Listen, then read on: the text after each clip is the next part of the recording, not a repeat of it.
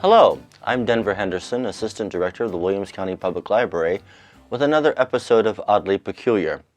As I prepare for the annual Fountain Grove Cemetery Tour in October, I thought I'd share a few examples of a unique feature of any cemetery, a mausoleum. But first, a little background. Though many ancient cultures, most prominently the Egyptians, would bury their dead in structures above ground, our modern word and idea derives from the tomb constructed for the Greek ruler Mausoleus. Mausoleus ruled from his capital city of Halicarnassus in modern-day western Turkey. The tomb was constructed in 351 BC and was 148 feet tall and very elaborate. So impressive was the structure that it was included as one of the 7 wonders of the ancient world. The tomb stood until the mid-1400s and was one of the last lost wonders to be destroyed. It is interesting to note that the only remaining structure of the 7 ancient wonders are the pyramids of Egypt, also used as tombs for rulers. The Greek word for the tomb of Mausoleus was Mausoleum, which was later Latinized by the Romans as mausoleum, the suffix "eum" meaning a place dedicated to. Thus, a museum is a place dedicated to the Muses, and a mausoleum is a place dedicated to Mausoleus. Over time, the word lost its association with the ancient ruler and came to mean any above-ground tomb or structure for the burial of the dead.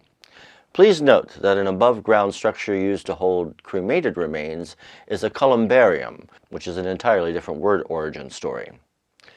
In the early 20th century, there was a nationwide movement for community mausoleums. The 2 examples in Williams County are in Fountain Grove Cemetery and Riverside Cemetery. Fountain Grove Mausoleum was built in 1911 and opened in 1912. It was built in an Egyptian revival style by the American Mausoleum Company of Clyde, Ohio. The structure began receiving bodies before the structure was fully completed. The building was not without its perils. Newspapers at the time reported that on 2 different occasions workmen were injured by falls from the structure. The Riverside Cemetery Mausoleum was constructed in 1930 by the Colonial Mausoleum Company of Toledo, Ohio. It was constructed in a more modest colonial style and seems to have been completed without any injury to workmen. While the large community mausoleums became a trend in the 20th century, smaller personal mausoleums have always dotted cemeteries across the country. Here in Williams County, there are 2 that have unique stories. In Brown Cemetery in Center Township stands the 2-person mausoleum of William and Mary Weaver. Mr. Weaver was a builder and mason by trade, and it is said he personally built this small crypt. It is constructed of fieldstone with the marble inserts covering the tomb space.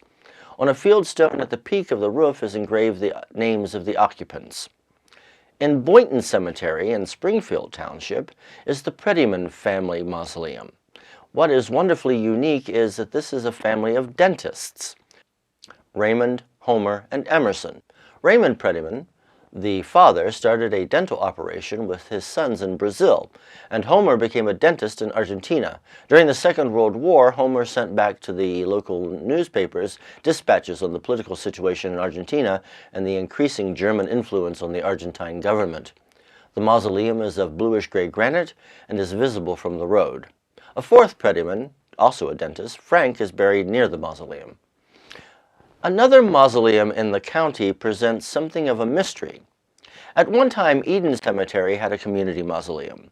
According to a 1964 newspaper article, it had become derelict by that time, the roof collapsing from a lightning strike. One of the people interviewed, Don Myers, had removed the bodies of his father, mother, and brother. The mystery is I have not been able to pin down when the mausoleum was removed from the cemetery, as it is no longer standing. If any of you can help solve this issue, please contact me. And there you have it, a brief tour of the above-ground accommodations for the dead. From ancient Greece to Williams County, the stories of these structures are fascinating and oddly peculiar.